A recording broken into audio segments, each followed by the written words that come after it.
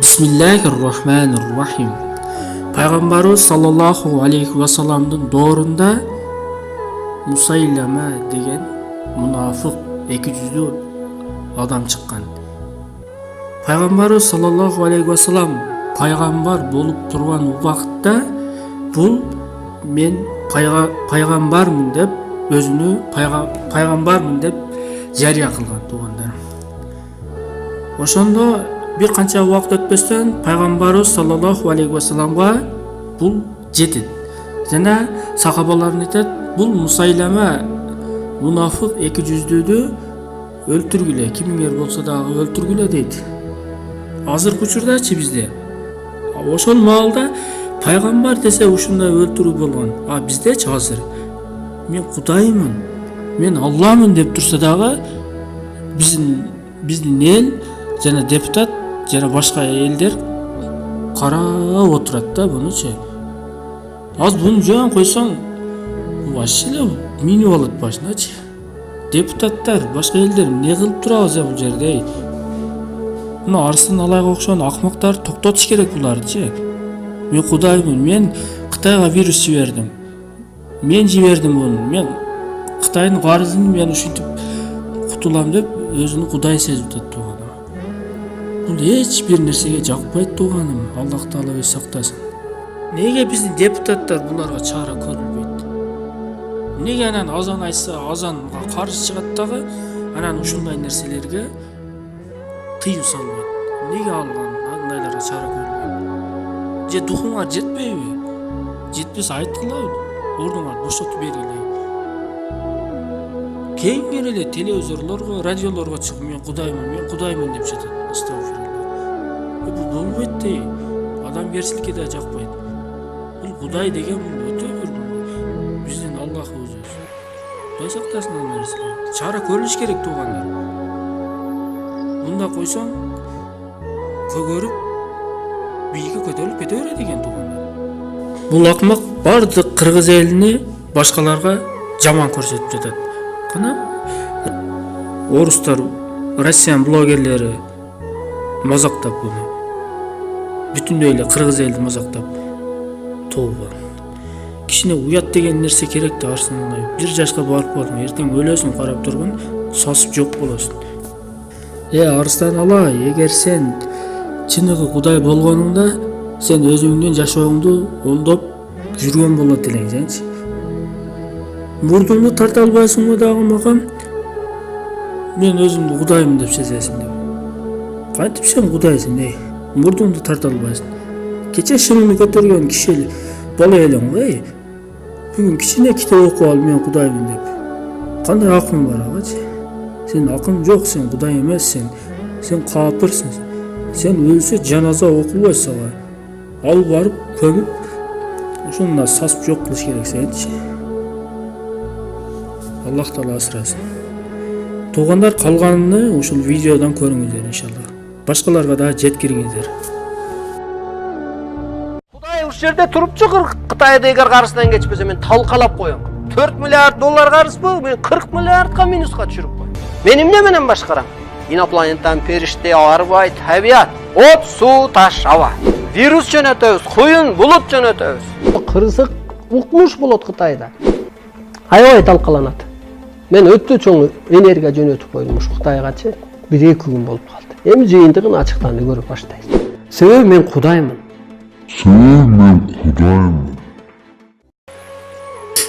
Бул кыз каяктан чыга калды? Дөөтүрөп өзүнүн атасы болобу? Бул капыр кыз дагы өзүнүн атасынын же акасы болобу, кимиси болот? Мен Арслан Алай Кудай ушуну андамын деп өзүнчө эле дөөтүрөйт болдулар дагы. Тооба, азыр шакирттер өтө көбөйүп кетти туугандар. Мындай нерселерди токтотуш керек. Калгандары Арслан Алай Кудай десе, калгандары күлүп турат. Тооба. Калган видеодон көрүңүздөр иншалла. Кыргыз өнүктүрүүчү бир гана улуулук гана жол керек.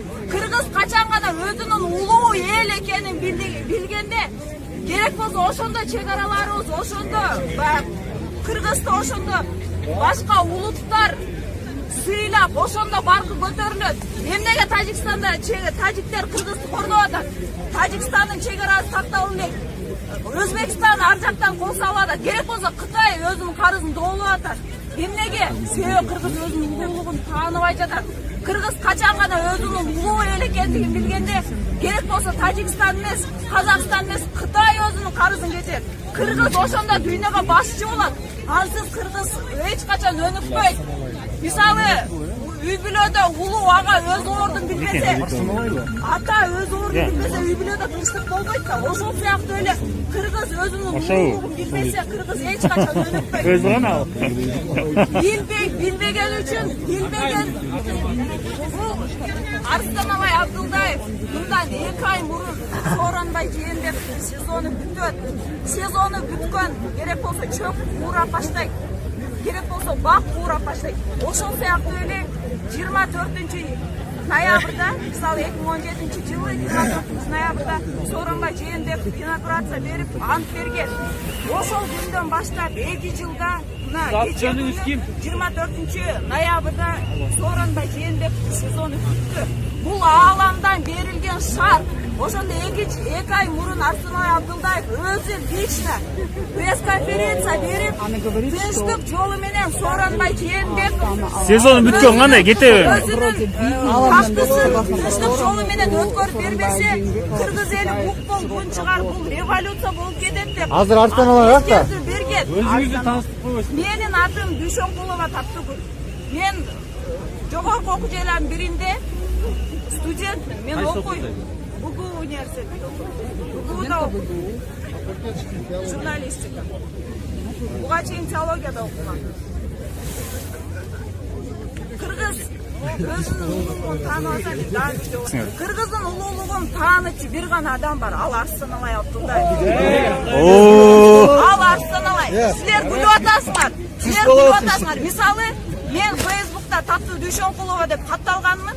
Мен апрель-мартта Сооронбай Жээнбеков, Пенде Сооронбай Жээнбеков кетсин деп жазып чыкканда, кетсин деп чыкканда, ошондо элдер мени сөккөн, сенин оюң жаман деп. Мына 5-6 ай өттү.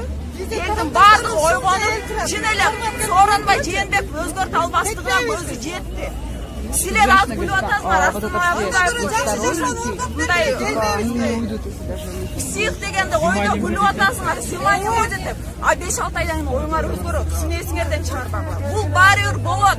Биз канчалык качпайлы, биз канчалык Арыстанбай Абдулдаевди чанбайлы, бул баары бир боло турган нерсе. Бир жыл айланбайт. Сооронбай Жээнбековдун кече Сооронбай Жээнбековдун сезону бүткөндөн кийин, демек сезону бүткөн бак куурайт да, сезону бүткөн чөп куурап түшөт. Акыры ал эч нерсе жараксыз болуп калат. Ошол сыяктуу эле 2020-жылы, же болбосо ушул жылдын аягына чейин чоң өзгөрүү болот. Бул ааламдан берилген буга чейин баардыгы болуп турат. Мисалы ааламдан Атамбаев камалат деп да берилген. Анда Арыстанбай Абдулдаев айтканда бияқта деген мирный митинг сөздөр кетсин деген сөздөр бияқта чыкпаш керек. Ошол сөздөр бияқта көп көңүл бурбай болгула. Бул деген мирный митинг, биз эч ким кетишин каалабай эле, жеке биз өзүбүздүн айткан сөзүбүздү айттык. Кетсин деген сөз бияқта чыкпаш керек. Провокация болуп кетиши мүмкүн, ошол себептен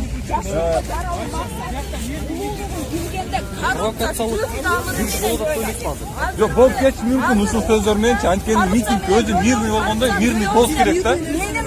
Жок, кече жакында бир Кудаймын деп чыгып атат. Кудай жок деп пресс-конференция берип атат. Мунага ушуга мен айтат элем, агентство жанагы биздин муфтиятта турган өкүлдөрү тез аранын ичинде чара көрүш керек. Буга окшогон адамдарды эмне үчүн даватка тыюу салып, ушуга окшогон адамдарга бүгүнкү күнгө чейин чара көрүнбөй келатат. Арыларда деле башчы болот да, отчет алган. Өрдөктөрдө деле башчы болот турбайбы? Анысы кандайда мен ошо жердеги адамдын башчысы менмин.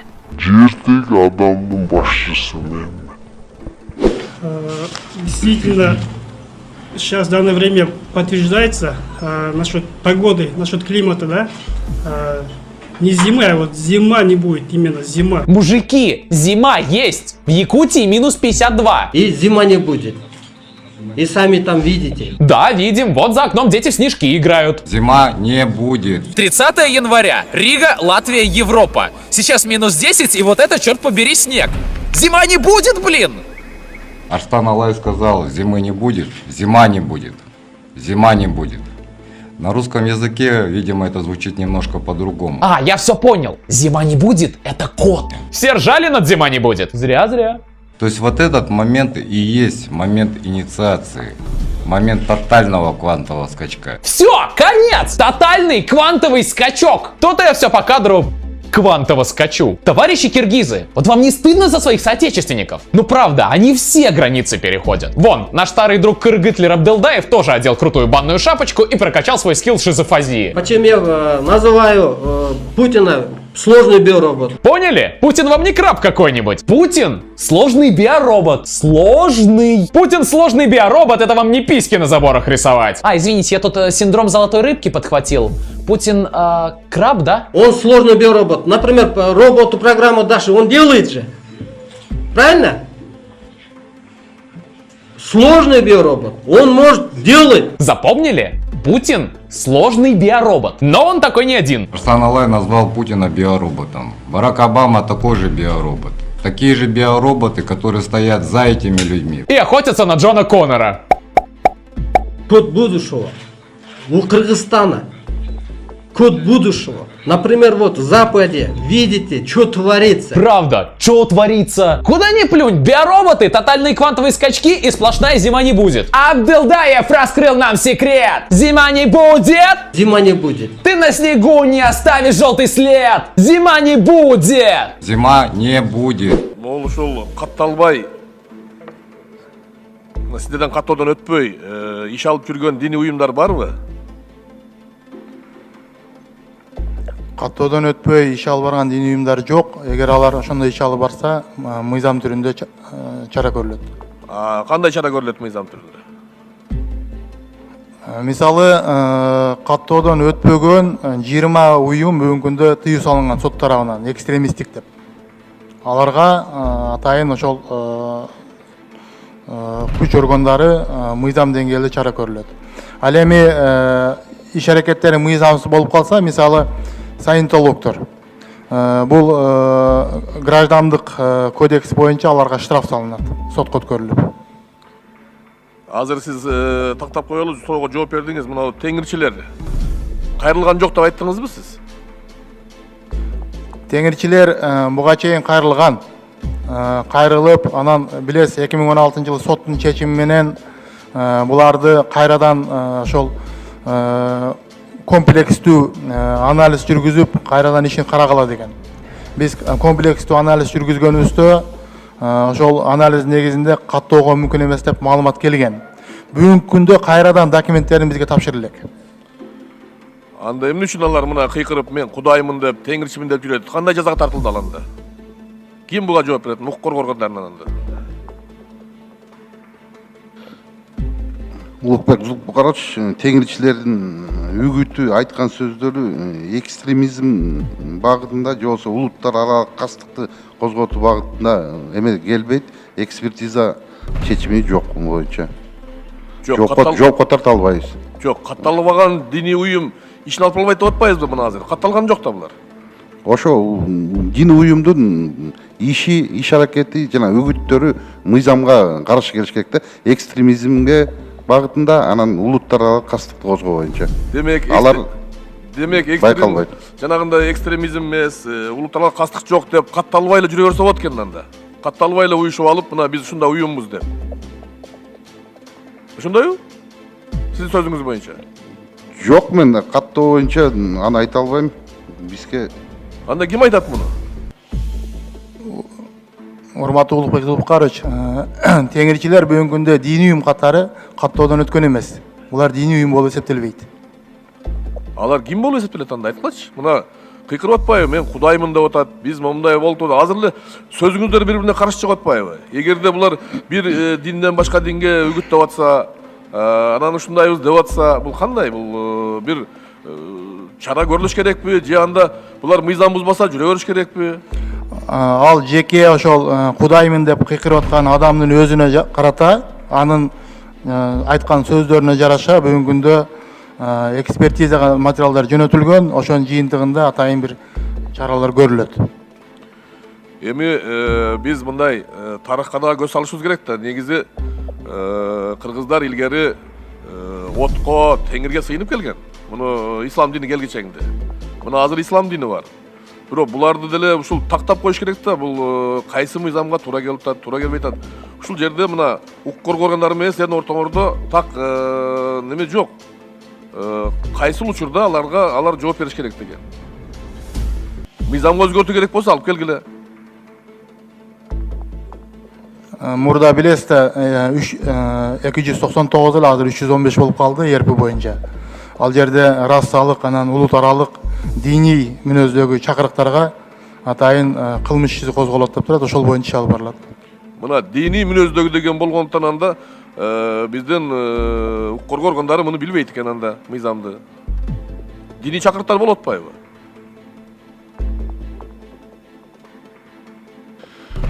Улукбек Жултбаевич, муларга чара көрүлөт, экспертизанын жыйынтыгынын негизинде да акыркы могу чыккан ошо үгүттөрүн айтып атасыз, экспертизага берилген жыйынтыгы чыга элек. Ошонун негизинде гана жоопко тартылат да. Экспертизаны кайсы убакта бересиздер, ким берет, ушуну тактап койсоңуздар. Себеби 1 жылдан бери кыйкырып жүрөт, эч ким эчтеке дебей атат.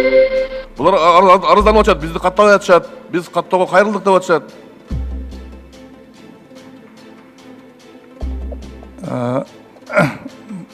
Кайрылгандары башка, ал эми тиги чакырып аткан адам ал башка да. Урматтуу биздин укук коргоо органдарынын мына жетекчилери, ушул маселеге мындай терең көңүл бурсаңыздар. 10 секунд. Себеби биз только ошол улут аралык кастык, терроризм деп отуруп, чакырыктарга Кыргызстан толуп кетиши мүмкүн ар кандай уюмдар кирип алышы мүмкүн. Биз жөн эле жүрөбүз дейт, жакшынакай жүрөбүз деп коет, бүттү. Ошондуктан буга өзгөртүп алып келиңиздер мыйзам. Пайгамбар деген жоюлган жок. Адамды Кудай жараткан дедиңиз. Бирок бир уру эле учурда өзүңүздү Кудаймын деп жатасыз. Эмне үчүн? Ушул туура суроо. Кудай деген бул кут, ай болуп атпайбы? Сен деле ошо кыргыз керек болсо жерге келген адамзатты бир куткаруучу күч болуп атат. Кудайдын ролун аткарып атат. Анан аалам жоюлуп атат.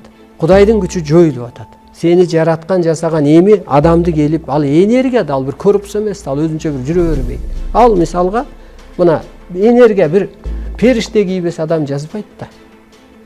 Мисалы жин кирсе, ал адам жинди болуп калат го. Аны больницада айыктыра албайт. Мына жин кирсе. А бир периште жан кирсе, ал башка болуп калып атпайбы? Ошо сыяктуу эле чоң аалам деп коет экен, чоң энергия. Ошону эми чоң аалам деген бул чоң Кудай деп айтсак да болот. Ошо кийгенде ааламдан берилет. Анан айтып кой дейт да ошо. Жаңы Кудай экениңди айтып кой. Эски Кудай банкрот, тозок ал дейт. Аны ойлонуп. Чын эле мына Кудай дей бери ушул могу тозок жашоого ошол эски Кудайыбыз алып келди да. Карама каршылык, мына азап, арыстан аяндан куткарып атпайбы? Демек, мына мен эгер бир чоң жан кийбесем мынча сөздү сүйлөбөйт элем да. Мынча энергиям иштебейт эле да. Демек ошол Кудай деле мүмкүн керек болгондо бул дүйнөгө келип бир адамды кийип алгандыр. Анан ошо ааламдан дагы берилет. Арыстан алай, сен жаңы доордун манасысың деп. Жердеги материя Арыстан алай Кытайды соттоп койду. Орус эли менден илим алып, жолун таап, адамзат сактагыча мен жазалай берем. Мына азыр эмне болуп атат? Кыш келип атса аларда суу каптап атат. Кышында кайсы стройка кылат, кайсы адамын куткарат. Ошондуктан ана ошо айтылганда жаңы Кудай Арыстан алайга Путин чөгөлөп келет экен баш бармагы жыртылып. Бул чындык. Калыс хан менин астымда бир тыйын. Мен Кудайдан буйрулган адаммын. Чындыгын айтайын дедим, болушун айтайын дедим мындан ары. Талап коёюн дедим силерге. Мен энергиясын ордун аткарып аткан адаммын. жердеги. Менин же корпусумду ушу Теңир ата кийип алган, же энерге кийип алган. Айт бир Алла керемет көрсөтсө.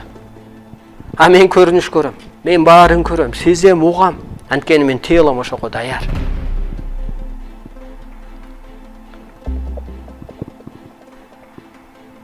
Арыларда деле башчы болот да, отчет алган. Өрдөктөрдө деле башчы болот турбайбы? Анысы кандайда мен ошо жердеги адамдын башчысы менмин. Келиңиздер, жаныңыздарды алыңыз же өлүп калыңыз.